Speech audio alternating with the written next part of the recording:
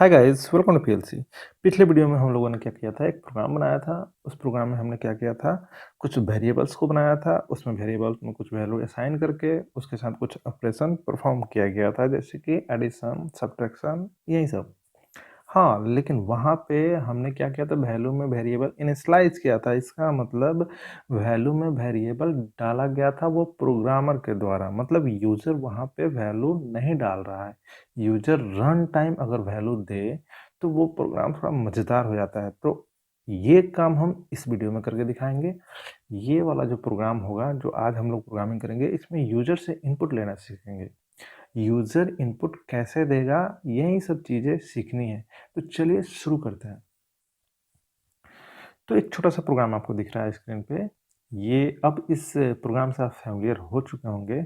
हमें क्या करना है, इसी प्रोग्राम को जस्ट एडिट कर देना है। हम इस पूरे कोड को रिमूव नहीं करेंगे, इसी को जस्ट एडिट कर देंगे ताकि थोड़ा-सा समय बच जाए, ठीक है? तो देख लीजिए ऊपर में इम्पोर्ट जावा यूटिल कुछ लिखा हुआ है। वो सब क्यों लिखा हुआ है, वो सब भी एक बार हम आपको बता देंगे, ठीक है? हम लोग क्या करेंगे, कुछ वेरिएबल तो बनाएँगे ही, वेरिएबल में ही तो यूज़र से इनपुट लेंगे, तो वेरिएबल बनाएँगे। तो एक वेरिएबल हमने बनाया इंट टाइप ए, एक दूसरा वेरिएबल हम बनाते हैं फ्लोट, फ्लोट टाइप बी, एक तीसरा वेरिएबल हम बनाते हैं तीसरा वेरिएबल ठीक है स्ट्रिंग रखने के लिए, जैसे कि हम लोग नाम रखते हैं, ठीक है? तो एक वेरिएबल बनाते हैं स्ट्रिंग टाइप। तो देखिए यहाँ पे स्ट्रिंग ये एक डाटा टाइप होता है, ये एक डाटा टाइप होता है। अभी हम बोल रहे हैं डाटा टाइप होता है, लेकिन इसके पीछे एक फैक्ट है, वो हम बाद में बताएंगे, ठीक है? तो स्ट्रिंग टाइप हम बना लेते हैं str। ये मेरा वेरिएबल का नाम हो गया, ठीक है? 3 वेरिएबल यहाँ है। तीनों वेरिएबल में हम यूज़र से इनपुट लेकर आपको दिखाएंगे, ठीक है? तो चलिए, अब यूज़र से इनपुट लेना है तो हमें क्या करना होगा? आपने अगर इससे पहले कोई प्रोग्रामिंग लैंग्वेज पढ़ा होगा, जैसे कि सी या सी प्लस प्लस, तो सी में यूजर इनपुट लेने के लिए हम लोग एक फंक्शन का इस्तेमाल करते हैं जिसका नाम होता है स्कैनएफ। स्कैनएफ स्कैनएफ फंक्शन के थ्रू हम ये काम करते हैं। सी प्लस प्लस की बात की जाए तो सी प्लस प्लस में हम सी इन, ये एक स्टेटमेंट होता है। इसका यूज करके हम लोग क्या करते हैं, किसी वेरिएबल में वैल्यू डालते हैं, ठीक है? मतलब ये जैसे इनपुट लेता है सी लैंग्वेज में, ठीक उसी तरह से सी इन स्टेटमेंट इनपुट लेता है सी प्लस प्लस में। लेकिन हम क्या पढ़ रहे हैं, जावा। तो जावा में वो कौन सा स्टेटमेंट है, वो कौन सा फंक्शन है जो इनपुट लेता है? तो देखिए जावा में इनपुट लेना थोड़ा टफ माना जाता है। हमें तो अभी नहीं पढ़ाना चाहिए था इनपुट लेना, लेकिन फिर भी हम आपको पढ़ा दे रहे हैं क्योंकि ये जो जावा है ना, फुल्ली ऑब्जेक्ट ओरिएंटेड प्रोग्रामिंग है। फुल्ली ऑब्जेक्ट ओरिएंटेड प्रोग्रामिंग है, तो यहाँ पे हर चीज़ क्लास एंड ऑब्जेक्ट के थ्रू काम करता है। और क्लास एंड ऑब्जेक्ट का कंसेप्ट अभी हम नहीं पढ़ाए हैं आपको जावा में, ये आगे पढ़ाएंगे। कुछ और भी हम लोग फंडामेंटल चीज़ें देख लेंगे, तो बाद में हम ये चीज़ पढ़ाएंगे, क्लास क्या होता है, ऑब्जेक्ट क्या होता है, कैसे हम क्लास बनाते हैं, ठीक है? फिर भी आप कहिएगा सर इसमें तो ऑलरेडी क्लास दिख रहा है, यहाँ पे दिख रहा है ना क्लास डिकोडर। मजबूरी है यहाँ पे क्लास के अंदर ये कोड लिखना, क्योंकि अगर क्लास के अंदर हम मेन फंक्शन नहीं लिखेंगे तो मेरा कोड ही रन नहीं करेगा। तो एक छोटा सा भी प्रोग्राम अगर आपको रन कराना है तो क्लास के अंदर लिखना होगा, लेकिन इस क्लास का कोई ऑब्जेक्ट वगैरह हम नहीं बना रहे। तो क्लास एंड ऑब्जेक्ट क्या होता है हम बाद में पढ़ाएंगे आपको, ठीक है? लेकिन फिर भी अगर हम यहाँ पे इनपुट ले रहे हैं तो कुछ क्लास एंड ऑब्जेक्ट का सुनने को मिलेगा आपको यहाँ पे। तो अगर समझ में नहीं आया आपको तो जस्ट उसको क्या कीजिएगा ना, रट लीजिएगा, अभी के लिए बोल रहे हैं हम। बाद में तो हर चीज़ क्लियर हो जाएगा। लेकिन अगर सी प्लस प्लस का अगर आपको नॉलेज है तो थोड़ा बहुत फैमिलियर होंगे क्लास एंड ऑब्जेक्ट से, तो हो सकता है समझ में आ जाए। अगर ना भी समझ में आए तो टेंशन लेने की बात नहीं है, बाद में हर चीज़ समझा देंगे। बस अभी यहाँ फोकस करना है कि इनपुट लेने के लिए हमें क्या लिखना है, जस्ट उस चीज़ को रट जाना है, ठीक है? इनपुट लिख लेने के लिए हमें क्या करना है, बस इस चीज़ को देखना है। चलिए अब बात आती है जावा में। जावा में इनपुट हम कैसे लेते हैं? 2-3 तरीका है जावा में इनपुट लेने का। तो हम यहाँ पे स्कैनर क्लास का हेल्प लेंगे, ठीक है? स्कैनर एक क्लास है, इसी क्लास का हेल्प लेंगे हम और इनपुट लेकर बताएंगे, ठीक है? तो चलिए शुरू करते हैं। इनपुट लेने के लिए हम लोग कुछ-कुछ अपना स्टेटमेंट लिखते हैं। तो हमें क्या करना होगा, स्कैनर क्लास का ऑब्जेक्ट बनाना होगा। तो स्कैनर का एस बड़ा होगा, ठीक है? स्कैनर का एस बड़ा रखना है। ये हो गया क्लास का नाम। स्पेस देके हमें ऑब्जेक्ट बनाना है, तो ऑब्जेक्ट का नाम हम कुछ भी दे सकते हैं, जैसे कि एस सी दे दिए ऑब्जेक्ट का नाम, इक्वल टू न्यू, न्यू फिर लिखना होगा स्कैनर, स्कैनर, और ये पैरेंथेसिस में हमें क्या लिख देना होगा, system dot in, system dot in. इतना करने से हमें क्या होगा, एक स्कैनर क्लास का ऑब्जेक्ट बनेगा। देखिए फिर से मैं बोल रहा हूँ, इस चीज़ को फिर से मैं रिपीट कर रहा हूँ। अभी हम आपको क्लास एंड ऑब्जेक्ट नहीं पढ़ा रहे हैं। क्लास एंड ऑब्जेक्ट अगर पढ़ा रहे होते तो वहाँ पे हम आपको बता देते कि कैसे क्लास बनाते हैं और कैसे उसका ऑब्जेक्ट बनाते हैं। लेकिन फिर भी यहाँ मजबूरी है कि देखने को मिल जा रहा है स्कैनर क्लास का ऑब्जेक्ट बनते हुए, ये चीज़ हमें यहाँ देखने को मिल जा रहा है। तो एक बार समझा देते हैं। ये हुआ क्लास का नाम और ये हुआ ऑब्जेक्ट का नाम। आप ऑब्जेक्ट का नाम कुछ भी दे सकते हैं, ऑब्जेक्ट का नाम आप कुछ भी दे सकते हैं। फिर भी ध्यान रखिएगा, आइडेंटिफायर मैंने जो पढ़ाया था, तो आइडेंटिफायर का कुछ रूल होता है, उस रूल को ध्यान में रखते हुए आप ऑब्जेक्ट का नाम तय कर सकते हैं। ठीक है, चलिए। तो ऑब्जेक्ट का नाम आप कुछ भी रख सकते हैं, बाकी चीज़ से छेड़छाड़ मत कीजिएगा। न्यू आपको एज इट इज लिखना होगा, स्कैनर जैसे लिखा हुआ है ये चीज़ लिखना होगा। इसको मैं फुल्ली एक्सप्लेन नहीं करूँगा इस लाइन को, क्योंकि इस लाइन को अगर एक्सप्लेन करने लगूँ तो पता चलेगा 15-20 मिनट यहीं चला जाएगा। तो हमें यहाँ पे जस्ट इनपुट लेना है, ठीक है। बाकी चीज़ें बाद में आपको पता चल जाएगा। तो इस लाइन को रट लीजिए। ये हमें भी कहने में अच्छा नहीं लग रहा है, लेकिन रट लीजिए, बाद में इस चीज़ को क्लियर हम कर देंगे।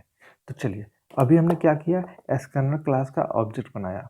अब स्कैनर क्लास का ऑब्जेक्ट ही आगे हमारे लिए यूजफुल साबित होगा। अब देखिए, अब हमें क्या करना है, इनपुट लेना है। तो स्कैनर क्लास है, तो स्कैनर क्लास के अंदर बहुत सारे फंक्शन हैं। उन फंक्शन को हमें कॉल करना होगा ऑब्जेक्ट के नाम के साथ। ऑब्जेक्ट के नाम को यूज करके और उस फंक्शन को कॉल करेंगे हम। तो वो फंक्शन क्या करेगा, हमें यूजर से इनपुट लेके हमें अपने वेरिएबल में रखने में मदद करेगा।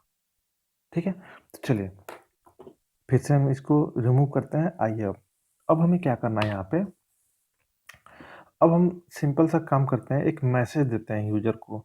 तो एक ऑलरेडी यहाँ पे लगा हुआ है प्रिंट फंक्शन, इसी को यूज कर जाते हैं। तो यहाँ पे हम मैसेज देते हैं, ठीक है, मैसेज देते हैं इंटर एन इंटीजर नंबर। ठीक है, क्योंकि इंटीजर वेरिएबल में ही हम वैल्यू रिसीव करेंगे। तो अब देखिए यहाँ पे रिसीव करने का क्या तरीका है, यूजर जैसे ये मैसेज देखेगा वो क्या करेगा, कुछ नंबर इनपुट करेगा। अब नंबर इनपुट करेगा तो अब हम क्या करेंगे, वो लाइन लिखेंगे जो लाइन वेरिएबल में वैल्यू डालेगा।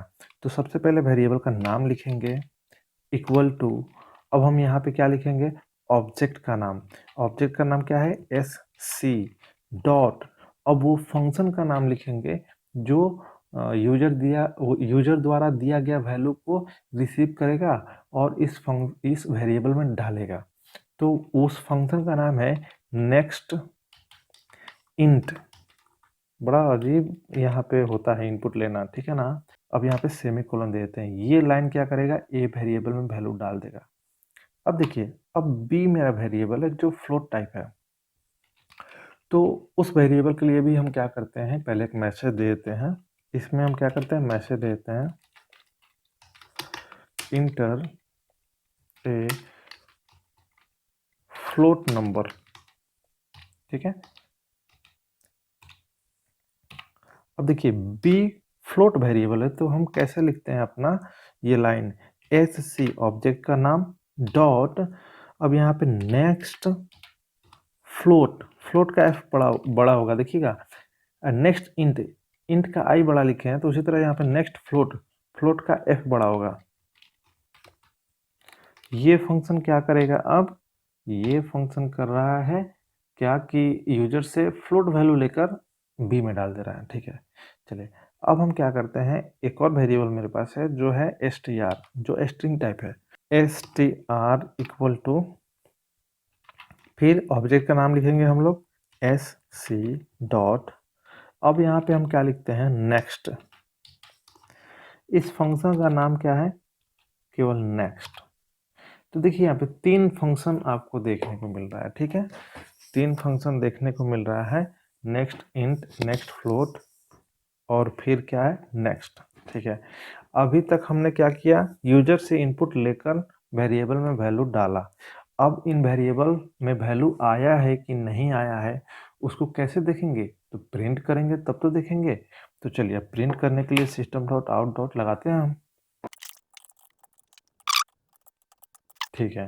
पहला वाला जो प्रिंट एलन है, ये ए वेरिएबल को प्रिंट करेगा, दूसरा वाला बी को प्रिंट करेगा, तीसरा वाला क्या करेगा? एस टी आर को प्रिंट करेगा। चलिए ये आपका प्रोग्राम हो गया, ठीक है? ये प्रोग्राम यूजर से इनपुट लेकर जस्ट प्रिंट करेगा, ठीक है? चलिए इसको रन करते हैं। पहले हम लोग आउटपुट देखते हैं, फिर थोड़ा बहुत जो कोड में बचा हुआ कंसेप्ट है उसको हम क्या कर देंगे? डिस्कस कर देंगे। तो पहले हम लोग आउटपुट देखते हैं, वैल्यू देते हैं, फ्लोट टाइप वैल्यू दे देते हैं,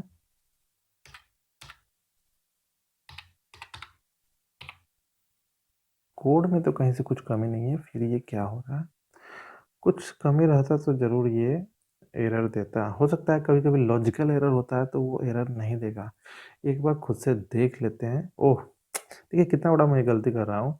यहाँ पे जो स्ट्रिंग वैल्यू लेने के लिए एक प्रिंटफ हम लगाएंगे तब तो मैसेज आएगा स्क्रीन पे कि कोई स्ट्रिंग एक डाटा एंटर करो, तो वो तो मैंने किया ही नहीं है, ठीक है? तो वो मैसेज, अब हम मैसेज ढूंढ रहे हैं आउटपुट में, तो आउटपुट में मैसेज तो आ नहीं रहा है, तो वहाँ पे हमें बिना मैसेज के ही इनपुट देना होगा। तो इनपुट ले लेगा और रन भी कर देगा। चलिए करके दिखा देते हैं। चलिए देखिए यहाँ पे मैंने इंटीजर वैल्यू दे दिया, फिर मैंने यहाँ पे कोई फ्लोट वैल्यू दे दिया। अब फिर यहाँ पे अब हमें क्या करना होगा? अब यहाँ पे हमें खुद से वैल्यू डालना होगा, ठीक है? कुछ भी एक कोई नाम ले लेते हैं, ठीक है? जैसे दिल्ली। आउटपुट देखिए नीचे आ गया, नीचे आउटपुट आ गया ना। जो लास्ट वाला जो वैल्यू है स्ट्रिंग वैल्यू, उसके लिए कोई मैसेज आ ही नहीं रहा था, तो थोड़ा सा कंफ्यूजन हो जा रहा था। इसीलिए जब भी आपको इनपुट लेना हो तो एक प्रॉपर मैसेज दे दीजिएगा, ताकि थोड़ा सा यूजर के लिए जब प्रोग्राम रन हो तो थोड़ा सा आसान हो जाए उसके लिए। तो ये चीज़ यहाँ पे आपको समझने को मिला। चलिए थोड़ी सी गलती हुई तो कुछ तो सीखने के लिए मिला। चलिए अब इस चीज़ को हम ठीक कर देते हैं। इस चीज़ को ठीक करने के लिए क्या करना है? जस्ट यहाँ पे इस लाइन के बाद एक सिस्टम डॉट आउट डॉट ये लगाना है। तो मेरे पास शायद ये system dot out dot print LN copy किया हुआ था मैंने, तो जस्ट इसको पेस्ट कर देता हूँ, ठीक है? और इसमें मैं एक मैसेज लिख देता हूँ, एंटर ए स्ट्रिंग वैल्यू। एक स्ट्रिंग वैल्यू अब यूजर से लेना है। रन कराता हूँ मैं। अब थोड़ा सा प्रॉपर आउटपुट देखने को मिलेगा। तो एक इंटीजर वैल्यू दे देते हैं हम, फिर एक फ्लोट वैल्यू दे देते हैं हम।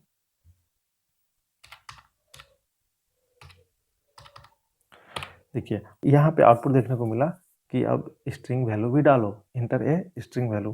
तो स्ट्रिंग वैल्यू मैं फिर से डाल देता हूँ दिल्ली, ठीक है? दिल्ली बस डाल रहा हूँ, ठीक है? चलिए एंटर। आउटपुट नीचे आ गया, जस्ट उसके नीचे ही क्या आ गया? आउटपुट।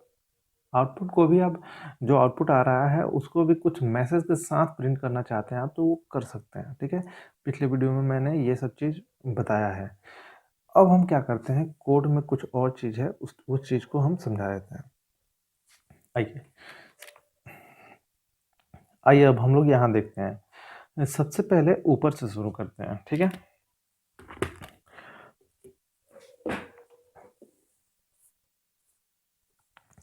यहाँ पे import java dot util dot asterisk ये लगा है, ठीक है? यूटिल एक पैकेज है, जावा भी एक पैकेज है। जावा पैकेज के अंदर एक यूटिल पैकेज है और इसी यूटिल पैकेज के अंदर system dot out dot print LN के लिए कोड पड़ा हुआ है।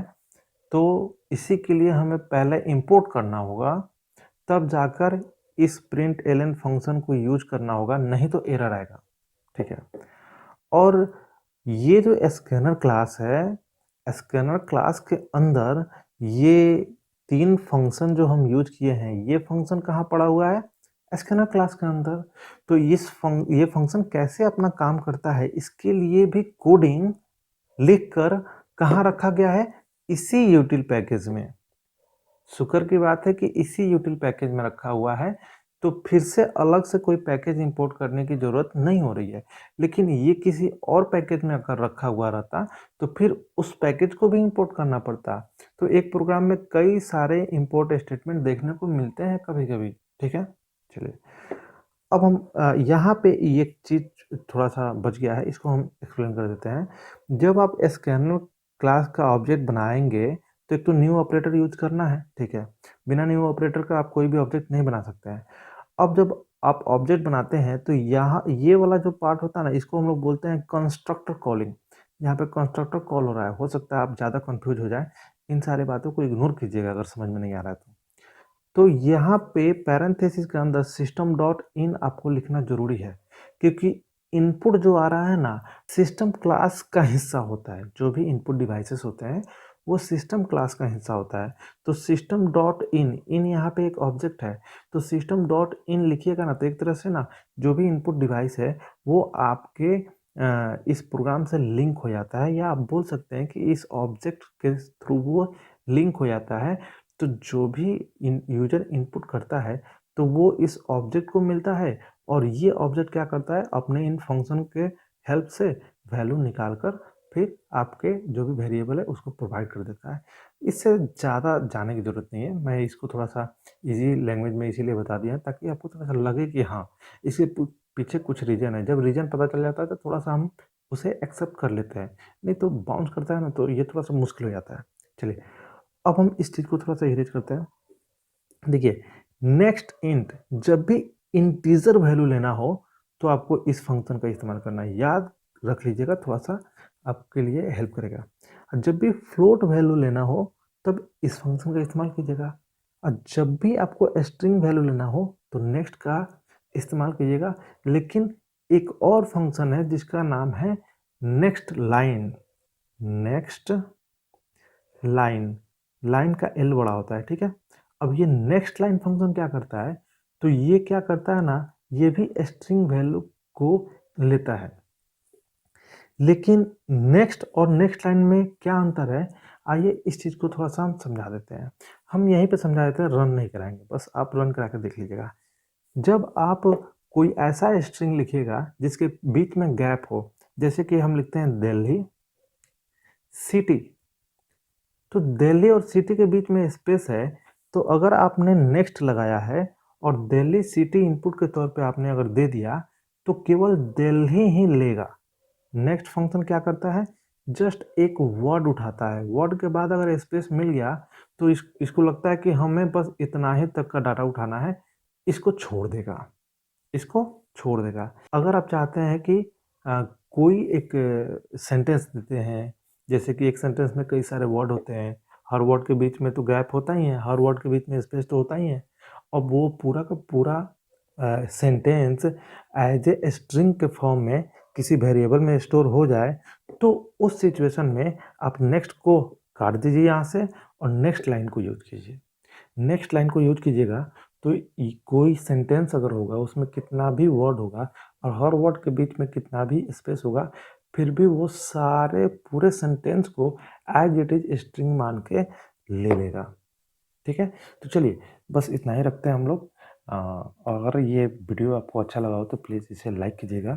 मिलते हैं नेक्स्ट वीडियो में, और भी सारा फीचर है जावा का, उसको देखेंगे। तब तक के लिए बाय बाय, थैंक यू।